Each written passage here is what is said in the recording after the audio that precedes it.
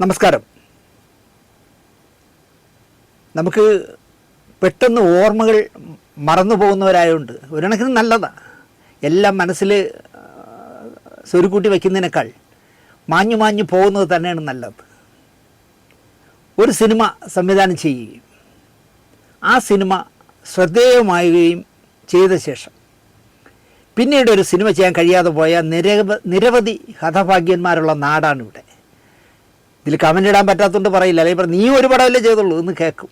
എനിക്കതില്ല പ്രയാസമില്ല, കാരണം ഞാൻ വേറെ പല വഴിയിലും പോയല്ലോ, സീരിയലായിട്ടും ഇപ്പോൾ യൂട്യൂബായിട്ടും ഒക്കെ ഞാൻ പല വഴിയിലൂടെ പോയി. പക്ഷേ ഒരു സിനിമ ചെയ്യുകയും ആ സിനിമ വലിയ വിജയമാവുകയും ചെയ്ത ശേഷവും രണ്ടാമതൊരു സിനിമ കിട്ടാതെ പോയവരെ പറ്റി ആലോചിക്കുമ്പോൾ ഇല്ലത്തുനിന്ന് ഇറങ്ങുകയും ചെയ്ത് അമ്മാത്ത് എത്തിയില്ല എന്ന് പറഞ്ഞതുപോലെ സിനിമാ സംവിധായകൻ എന്നുള്ള ലേബലിൽ ഇറങ്ങുകയും എങ്ങും എത്താതെ പോയ ഒരുപാട് ഹതഭാഗ്യരുണ്ട്. ഞാൻ അസോസിയേറ്റ് ഡയറക്ടറായി വർക്ക് ചെയ്ത കാവടിയാട്ടം എന്ന് പറഞ്ഞാൽ നല്ല വിജയ ചിത്രമായിരുന്നു കാവടിയാട്ടം. ആ ചിത്രത്തിൻ്റെ സംവിധായകൻ അനിയൻ, ലോഹിതദാസിൻ്റെ തിരക്കഥയിൽ ശാന്തികൃഷ്ണയും മുരളിയും വെച്ച് മനോഹരമായൊരു സിനിമ ചെയ്ത ചകോരം ചെയ്ത എം.എ. വേണു, എം.ജിയുടെ തിരക്കഥയിൽ തീർത്ഥാടനം ചെയ്ത കണ്ണനൊന്നുമില്ലെങ്കിലും ദൂരദർശനിൽ ജോലിയുണ്ട്. മോഹൻലാലിനെ നായകനാക്കി വാമനപുരം ബസ് റൂട്ട് എന്ന സിനിമ ചെയ്ത സോനു ശിശുപാൽ. ഇങ്ങനെ പറയാൻ തുടങ്ങിയാൽ ഈ ലിസ്റ്റിൽ അധികം ആരും ചർച്ച ചെയ്യപ്പെടാതെ പോയ നിരവധി പേരുണ്ട്. അതിലൊരാളാണ് സംവിധായകൻ ഗോപികൃഷ്ണ. സംവിധായകൻ ഗോപികൃഷ്ണയെ അറിയാമെന്ന് ചോദിച്ചാൽ പുതിയ തലമുറയ്ക്ക് എന്തായാലും അറിയാൻ വഴിയില്ല. പഴയ തലമുറ ഒരു 40 വർഷം മുമ്പുള്ളവർ ചിലപ്പോൾ പറയും എവിടെയോ ഈ പേര് കേട്ടിട്ടുണ്ടല്ലോ എന്ന് പറയും. ഗോപികൃഷ്ണ 1985 റിലീസായ പ്രിൻസിപ്പാൾ ഒളിവിൽ എന്ന രസകരമായ സിനിമ കഥയും തിരക്കഥയും സംഭാഷണവും ഒക്കെ എഴുതി സംവിധാനം ചെയ്ത ആളാണ് ഗോപികൃഷ്ണ. അദ്ദേഹത്തിൻ്റെ യഥാർത്ഥ പേര് എൽ ഗോപികൃഷ്ണൻ. സിനിമയിലെത്തിയപ്പോൾ ഗോപികൃഷ്ണ എന്നായി.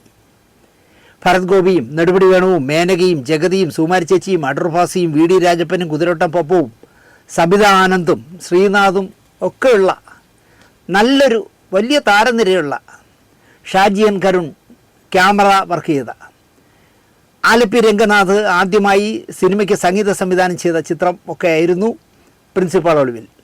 1985 ഫെബ്രുവരി 15 ഈ സിനിമ തിയേറ്ററിലെത്തി. നല്ല വിജയമായിരുന്നു.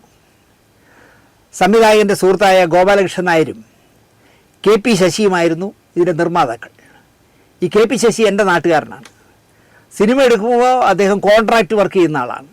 പക്ഷേ എൻ്റെ നാട്ടിൽ അദ്ദേഹം ജീവിച്ച് അവസാനിക്കുമ്പോൾ ഒരു ബ്ലൈഡ് കമ്പനി എന്ന് വേണമെങ്കിൽ പറയാം, സ്വർണം പണയം വാങ്ങിച്ചിട്ട് പലിശയ്ക്ക് കൊടുക്കുന്ന സ്ഥാപനം നടത്തിയിരുന്ന ആളാണ്. എന്നോട് നല്ല ബന്ധമായിരുന്നു. നല്ല സുമുഖനായ മനുഷ്യനാണ്. ഫൈനാൻസിങ് കമ്പനി കൂടെ ജോലി ചെയ്യാൻ ഒരു വിരുദന വെച്ചു. വിരുദന വെച്ചത് ഞാൻ കൂടുതൽ ഡീറ്റെയിൽ പറഞ്ഞാൽ വേണ്ട, എനിക്ക് വേണ്ടപ്പെട്ട ഒരാളിൻ്റെ അനന്തരവനാണ്. ഒരുത്തനെ ജോലിക്ക് വെച്ചു. ഇവ എന്ത് ചെയ്യുന്നു വെച്ചാൽ ഇങ്ങേര് തൂവള ഷർട്ടും തൂവള മുണ്ടും കൊടുത്ത് നല്ല സുമുഖനായ വിളുവിളുകളായിരിക്കുന്ന ആളാണ്. അദ്ദേഹം രാവിലെയും വൈകിട്ടും ബാങ്കിൽ വരും പോവും. ബാക്കിയൊക്കെ ഈ ചെറുപ്പക്കാരനെ വിശ്വസിച്ച് വെച്ചതാണ്. അവൻ ഈ പണയം കിട്ടിയ കിലോ കണക്ക് സ്വർണം കൊണ്ട് അവൻ അങ്ങ് മുങ്ങി മലേഷ്യയിലോ സിംഗപ്പൂരോ എവിടെ ഇപ്പോൾ കളഞ്ഞ്. പണയം വെച്ചവരെല്ലാം കൂടെ വന്നപ്പോൾ ആകെ പ്രശ്നമായി. അവസാനം ഈ കെ പി ശശി എന്ന് പറഞ്ഞ പ്രിൻസിപ്പാൾ ഒളിവിൽ എന്ന് പറഞ്ഞ സിനിമയുടെ മെയിൻ പാർട്ട്ണറായിരുന്ന കെ പി ശശി തൂങ്ങി മരിച്ചു. 80കളിലെ ന്യൂ വേവ് സിനിമകളുടെ ഗണത്തിൽപ്പെടുത്താവുന്നതായിരുന്നു പ്രിൻസിപ്പൽ ഒളിവിൽ എന്ന് ഞാൻ പറയും. തിരുവനന്തപുരത്ത് വെള്ളയമ്പലത്ത് പ്രവർത്തനം ആരംഭിച്ച ചിത്രലേഖ ഫിലിം സൊസൈറ്റിയുടെ പിറകുവശത്ത്, ആ കെട്ടിടത്തിൻ്റെ പിറകുവശത്ത് സ്വയംവരം എന്ന സിനിമ അടൂർ ഗോപാലകൃഷ്ണൻ ചിത്രീകരിക്കുന്നത് അറിഞ്ഞിട്ട് കോളേജിൽ പോകാതെ ഷൂട്ടിംഗ് കണ്ടു നിന്നവനായിരുന്നു ഗോപികൃഷ്ണൻ. മധുവിൻ്റെയും ശാരദയുടെയും കെ പി എസ് സി ലളിതയുടെയും ഒക്കെ രംഗങ്ങൾ അടൂർ ഗോപാലകൃഷ്ണൻ ചിത്രീകരിക്കുന്നത് നോക്കി നിന്നപ്പോൾ കോളേജിൽ പോകേണ്ടതാണല്ലോ എന്നുള്ള കാര്യം മറന്നുപോയി. കുറച്ച് നാൾ കഴിഞ്ഞപ്പോൾ അമിതാഭ് ബച്ചനും ശ്രീദേവിയും ഒരു പാട്ട് സീന് ചിത്രീകരിക്കാനായി കോവളത്ത് വന്നതറിഞ്ഞ് അവിടെയും പോയി. അവിടെ കൂടിയവരിൽ ആരോ അമിതാഭ് ബച്ചൻ ഷോട്ട് കഴിഞ്ഞ് പോകുമ്പോൾ ഓട്ടോഗ്രാഫ് ചോദിച്ചു. അദ്ദേഹം ഓട്ടോഗ്രാഫ് എഴുതി കൊടുക്കാനായിട്ട് നീട്ടിയവൻ്റെ ഓട്ടോഗ്രാഫ് കയ്യിൽ വാങ്ങിച്ചപ്പോഴാണ് ബച്ചൻ അറിയുന്നത് ബച്ചൻ്റെ പേനയില്ല. അടുത്ത് നിന്നവരോടൊക്കെ ചോദിച്ചു പേനയുണ്ടോയെന്ന്. ആരിലും പേനയില്ല. അപ്പോൾ ഗോപികൃഷ്ണൻ വരികയായിരുന്നു. ഗോപികൃഷ്ണൻ്റെ പോക്കറ്റിൽ പേനയുണ്ട്. എപ്പോൾ കണ്ടാലും ഗോപികൃഷ്ണൻ ഒരു അധ്യാപകനായിട്ട് നമുക്ക് തോന്നും. പേനയൊക്കെ കുത്തി നല്ല വലിയ കഷണ്ടി തലയൊക്കെ ആയിട്ട് തടിച്ച ശരീരമൊക്കെ ആയിട്ട് ഇങ്ങനെ ഒതുങ്ങി പോകുന്ന ഒരു വലിയ മനുഷ്യൻ. ഗോപികൃഷ്ണൻ തൻ്റെ പേന ഒപ്പിടാനായി ബച്ചന് കൊടുത്തു. പാറശാലയിൽ IV ശശി കരിമ്പന എന്ന് പറഞ്ഞ സിനിമ ചിത്രീകരിക്കുന്നു എന്നറിഞ്ഞിട്ട് അവിടെയും പോയി ഗോപികൃഷ്ണൻ. പറയാൻ വിട്ടു, ഗോപികൃഷ്ണൻ നെയ്യാറ്റിൻകരക്കാരനാണ്. കൊറ്റാമം എന്ന് പറയും, കൊറ്റാമത്തുകാരനാണ് ഗോപികൃഷ്ണൻ. സിനിമ മോഹം കൂടിയപ്പോൾ ആരുടെയെങ്കിലും സംവിധാന സഹായിക്കണം എന്ന് അഭ്യർത്ഥിക്കാൻ വേണ്ടി സാക്ഷാൽ ജനറൽ പിക്ചേഴ്സ് രവി മുതലാളിയെ കാണാൻ കൊല്ലത്തേക്ക് പോയി. എന്നെ ഏതെങ്കിലും ഒരു സംവിധായകൻ്റെ കൂടെ കൊണ്ടാക്കണമെന്ന് പറഞ്ഞ് P. ഗോവിന്ദപിള്ള സാറിന് ഞാൻ കത്തെഴുതിയതുപോലെ PA ബക്കറിനെ പോലെ G. അരവിന്ദനെ പോലെ ആരോടെങ്കിലും അസിസ്റ്റൻ്റ് ആവാൻ എനിക്കൊരവസരം വാങ്ങിത്തരണമെന്ന് പറഞ്ഞ് ഞാൻ ഗോവിന്ദപിള്ള സാറിന് കത്തെഴുതി. ഗോവിന്ദപിള്ള സാർ എനിക്ക് മറുപടി കിട്ടും. ഞാൻ അത് മുമ്പ് ഒരിക്കൽ പറഞ്ഞു എന്ന് തോന്നുന്നു. അതുപോലെ അച്ചാണി രവി എന്ന് പറയുന്ന അടൂർ ഗോപാലകൃഷ്ണൻ്റെയും അരവിന്ദൻ്റെയും MTയുടെയും ഒക്കെ സിനിമകൾ നിർമ്മിച്ച വലിയ വ്യവസായിയായ ജനറൽ പിക്ചേഴ്സ് രവി എന്ന് പറഞ്ഞ രവി മുതലാളിയെ കാണാൻ പോയാൽ ഏതെങ്കിലും ഒരു സംവിധായകൻ്റെ കൂടെ എന്നെ അസിസ്റ്റൻ്റ് ആക്കുമെന്ന് ഗോപികൃഷ്ണന് തോന്നി. അദ്ദേഹം നേരെ വച്ച് പിടിച്ചു കൊല്ലത്തേക്ക്, അദ്ദേഹത്തിൻ്റെ വീട്ടിലേക്ക്. അത് രാവിലെ കുളിച്ച് റെഡിയായി കൊല്ലത്തേക്ക് വിട്ടു. 9 മണിയോടെ കൊല്ലത്തെത്തി. ഈ സിനിമാ നിർമ്മാതാവും മുതലാളിയൊക്കെ ആയ രവി മുതലാളിയുടെ വീട് എവിടെയെന്ന് കൊല്ലത്താണ് ഏത് കൊച്ചു കുഞ്ഞിനോട് ചോദിച്ചാലും അവർ പറഞ്ഞു കൊടുക്കും. അങ്ങനെ ചോദിച്ച് കോടീശ്വരനായ രവി മുതലാളിയെ അന്വേഷിച്ച് വീട്ടിൽ പോയി. അക്കാലത്ത് അന്വേഷിച്ച് കണ്ടെത്തിയില്ല. അച്ചാണി മുതലായ അദ്ദേഹം എടുത്ത സിനിമകളൊക്കെ സൂപ്പർ ഹിറ്റുകളും നല്ല നിലവാരമുള്ള സിനിമകളുമായിരുന്നു. ശ്രദ്ധേയമായ അടൂരിൻ്റെയും അരവിന്ദൻ്റെയും ഒക്കെ സിനിമകൾ അദ്ദേഹമാണല്ലോ നിർമ്മിച്ചത്. പുറത്ത് വരുമ്പോൾ കാണാനായി വീട്ടിൻ്റെ മുന്നിൽ ഗേറ്റിൻ്റെ അവിടെ കുറ്റിയടിച്ച് നിന്നു ഗോപികൃഷ്ണൻ. കുറേ നേരം കാത്തു നിന്നിട്ട് ആളും അനക്കമൊന്നുമില്ല. അങ്ങനെ നിൽക്കുമ്പോൾ ഒരു പഴഞ്ചൻ വസ്ത്രധാരണ ടൈപ്പിൽ ഒരു കൈനീളമുള്ള ഉടുപ്പും ഒരു സാധാരണ മുണ്ട് കൊടുത്തൊരു മനുഷ്യൻ ആ വീട്ടിൽ നിന്ന് ഇറങ്ങി ഭൂമിക്ക് നോവാതെ നടന്ന് പുറത്തേക്ക് പോയി. ഗേറ്റ് തുറന്ന് പുറത്തേക്ക് പോയി. ഗോപികൃഷ്ണൻ ശ്രദ്ധിച്ചത് അയാൾ ആരെയും ശ്രദ്ധിക്കുന്നില്ല എന്നതാണ്. ഗേറ്റിൻ്റെ അവിടെ നിൽക്കുന്ന ആളിനോട് പോലും എന്തിനു നിൽക്കുന്നു എന്ന് ചോദിച്ചില്ല. അദ്ദേഹം നടന്നങ്ങ് പോയി. ഇയാളുടെ ഒന്നും ചോദിക്കേണ്ട കാര്യമില്ല. കാരണം അത്രയും എന്താ പറയുക, പഴഞ്ചൻ ഡ്രസ്സൊക്കെയാണ് ഇട്ടിരിക്കുന്നത്. പഴഞ്ചൻ എന്ന് പറഞ്ഞാൽ പിഞ്ഞിപ്പോയതൊന്നുമല്ല, ഇപ്പോഴത്തെ ഫാഷനൊന്നുമല്ല.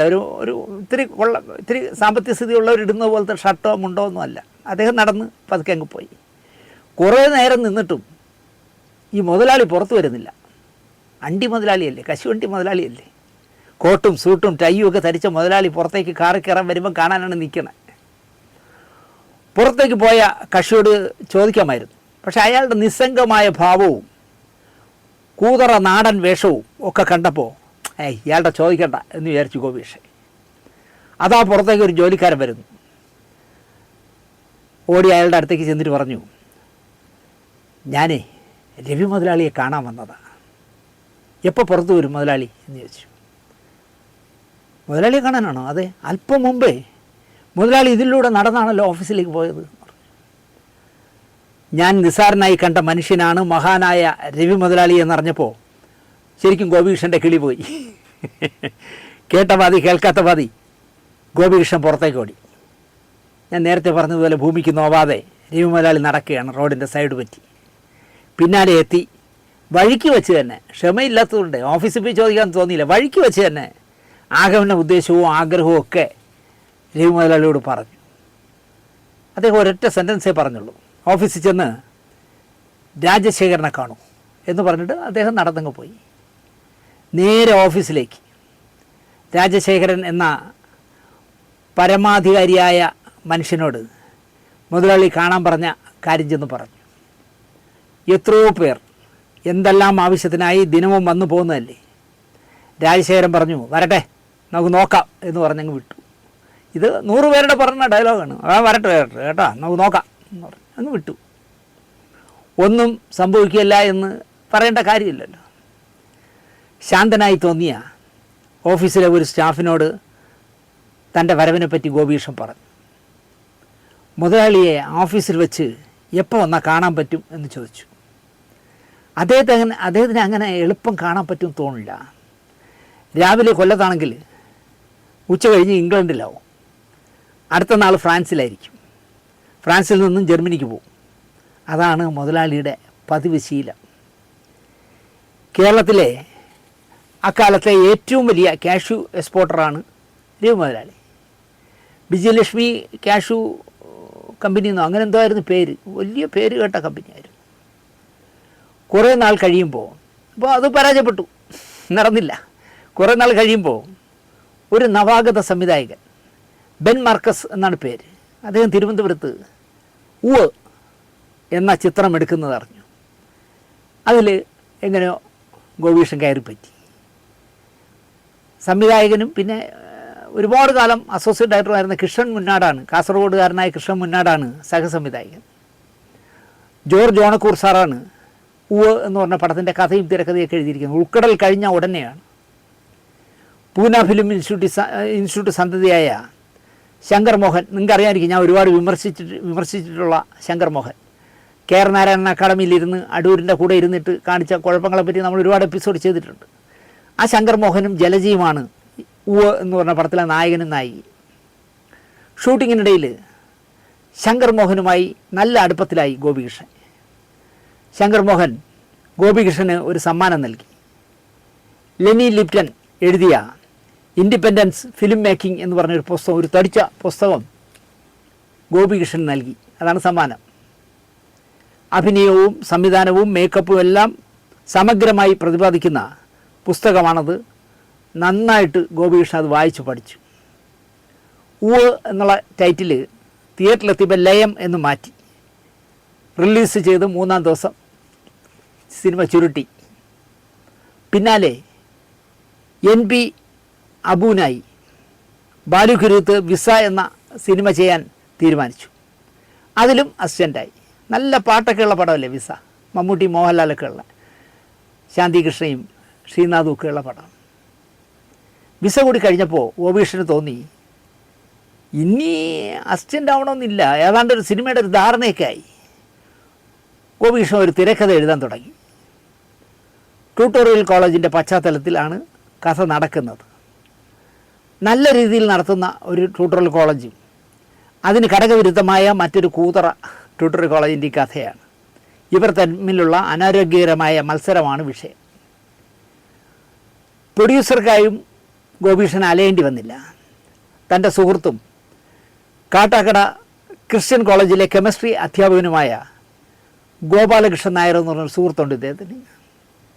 പടം എന്താ പറയുക, തീർത്തെടുക്കാനുള്ള പണം ഗോപാലകൃഷ്ണൻ നായരുടെ കൈവശമില്ല എന്ന് ആദ്യമേ തുറന്നു പറഞ്ഞു. ഒരാളെ കൂടെ കിട്ടിയാൽ സുഗമമായി സിനിമ തീർത്തെടുക്കാം. അന്ന് PWD കോൺട്രാക്ടറായിരുന്ന, ഞാൻ നേരത്തെ പറഞ്ഞില്ലേ ബ്ലൈഡ് കമ്പനി നടത്തിയിരുന്ന KP ശശി അവിടേക്ക് എൻട്രിയായി. പ്രധാന വേഷം മാർക്കറ്റ് വാല്യൂ ഉള്ള പ്രേം നസീറിന് കൊടുക്കണമെന്നായിരുന്നു ഈ 2 നിർമ്മാതാക്കളുടെ ആഗ്രഹം. അന്ന് നസീർ സാറെന്ന് പറഞ്ഞാൽ പടം ഹിറ്റാണല്ലോ. നസീർ സാറിന് പ്രധാന വേഷം കൊടുക്കണം എന്ന് പറഞ്ഞു. അന്വേഷിച്ചപ്പോൾ നസീർ സാർ അന്ന് തൈക്കാടുള്ള അമൃത ഹോട്ടലിലുണ്ട്. സിനിമാക്കാരുടെ താവളമായിരുന്നല്ലോ അമൃത ഹോട്ടൽ. ചെന്ന് കണ്ടു, കാര്യം പറഞ്ഞു. എങ്ങും തൊടാതെ അദ്ദേഹം തിരിച്ചു മറുപടി പറഞ്ഞു. എന്താണെന്നറിയില്ല, ഈ പുതിയ പയ്യനെ ഇഷ്ടപ്പെട്ടില്ലെന്നോ കഥ ശരിയല്ലെന്നോ ഒന്നും പറയാൻ പോയില്ല. എനിക്ക് പാകമായ വേഷം അല്ലല്ലോന്നോ ഒന്നും പറഞ്ഞില്ല. അവിടെ ഇവിടെയും തൊടാതെ നസീർ സാർ പൊളൈറ്റായിട്ട് സംസാരിച്ചു. കൂട്ടത്തിൽ അദ്ദേഹം ഒരു കാര്യം കൂടെ പറഞ്ഞു. ഈ ഹോട്ടലിൽ ശ്രീവിദ്യ താമസമുണ്ട്. പ്രേം നസീർ അവരെ വിളിച്ച് പരിചയപ്പെടുത്തി. വിദ്യാമ്മയെ കൂടി നിങ്ങളുടെ പടത്തിൽ ഉൾപ്പെടുത്തണം എന്നായി നസീർ സാർ. നോക്കട്ടെ എന്ന് പറഞ്ഞിട്ട് ഗോപികൃഷ്ണന് സംഘം ഇറങ്ങി. കഥയും തിരക്കഥയും എഴുതിയ ഗോപികൃഷ്ണന് ഈ കഥയിൽ ഒരു കഥാപാത്രത്തിനും പ്രേം നസീർ ശരിയാകില്ല എന്നായിരുന്നു അഭിപ്രായം. പ്രൊഡ്യൂസർമാർ നിർബന്ധിച്ചുകൊണ്ടാണ് പോയത്. എന്നാൽ ഭരത് ഗോപി ഈ സിനിമയിലെ പ്രധാന വേഷം ചെയ്യാൻ അനുയോജ്യനാണ്.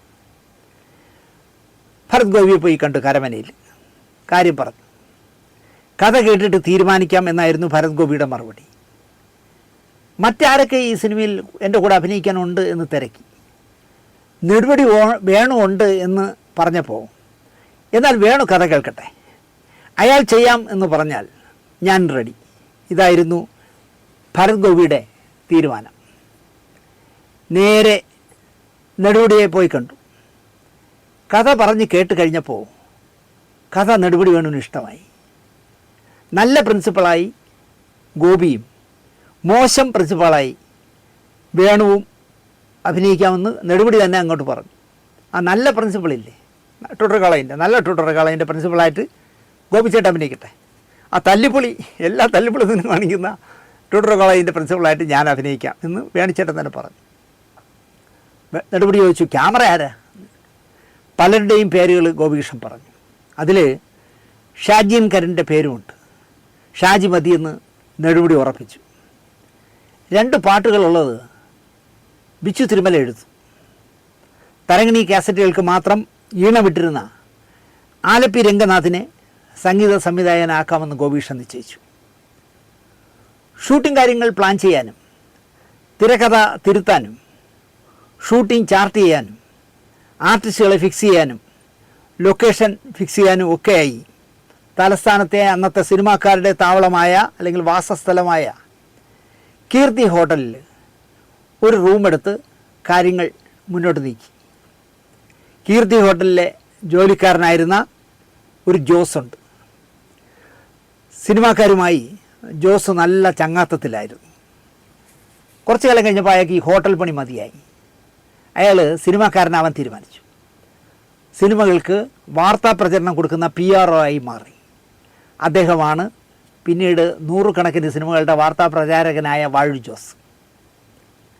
ഈ ചിത്രത്തിനായി മേക്കപ്പ് മാനായി നിശ്ചയിച്ചിരുന്നത് പത്മരാജൻ്റെ സിനിമയിലൊക്കെ സ്ഥിരമായി വർക്ക് ചെയ്യുന്ന മോഹൻദാസ് എന്ന് പറഞ്ഞാൽ എൻ്റെ നാട്ടുകാരനാണ്. മോഹൻദാസിനെയാണ് വച്ചിരുന്നത്.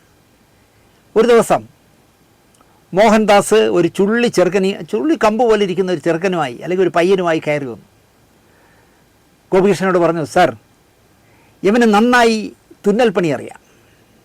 നമ്മുടെ സിനിമയുടെ വസ്ത്രാലങ്കാരകനായി ഒരു വർക്ക് കൊടുത്താൽ ഇവൻ രക്ഷപ്പെടും. എന്താ നിൻ്റെ പേര്? എൻ്റെ പേര് സുരേന്ദ്രൻ.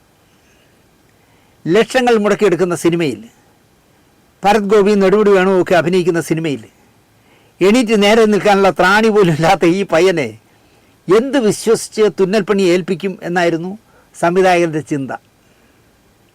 മോഹൻദാസ് പിന്നെയും ഗ്യാരണ്ടി പറയുകയാണ്, സാറേ മിടുക്കനാണ് സാറേ, കാണും പോലെ അല്ല, ആ ലുക്കില്ലാന്നേ ഉള്ളൂ, മിടുക്കനാണ് സാറേ എന്ന് മോഹൻദാസ് പിന്നെയും പറഞ്ഞുകൊണ്ടിരുന്നു. ഒരു കാര്യം ചെയ്യും, ഞാനൊരു ഷർട്ടിൻ്റെയും പാൻറ്റിൻ്റെയും തുണി തരാം, ഇയാളത് തച്ചുകൊണ്ട് വരട്ടെ, അത് കണ്ടിട്ട് ഞാൻ തീരുമാനം പറയാം. ഷൂട്ടിങ്ങിനായി വാങ്ങി വെച്ചിരുന്ന തുണികളിൽ നിന്നും ഒരു ജോഡി ഷർട്ടും പാൻറ്റും എടുത്ത്, പാൻസിൻ്റെ തുണിയെടുത്ത് പയ്യനെ ഏൽപ്പിച്ചു, സുരേന്ദ്രനെ ഏൽപ്പിച്ചു.